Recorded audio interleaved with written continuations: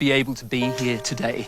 This is not a place people are normally allowed to come to, but we've been given special permission to be here by a very, very special person indeed.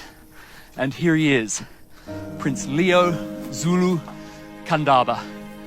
Sawubona kunjani. It's nice to see you. It's nice to see you. It's a real pleasure. Thank you very much for allowing us to come to this sacred place today. Thank you very much. You are most welcome. Thank you. As long as you come with good intentions. We are here with good intentions. We want to share the story of your ancestor. Prince Leo is the grandson of King Mzilikazi's last-born child, and he is the official guardian of this spiritual place. May I approach? Can I? Go ahead. Thank you. Thank you. You're all welcome.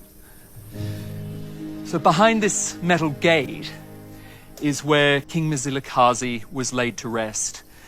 His entourage tied 12 ropes together and lowered his body into a cave very, very deep underground here, and then sealed up the entranceway to protect it from being looted by bandits and thieves and witch doctors who were interested in coming and pilfering sacred objects from the king's burial site.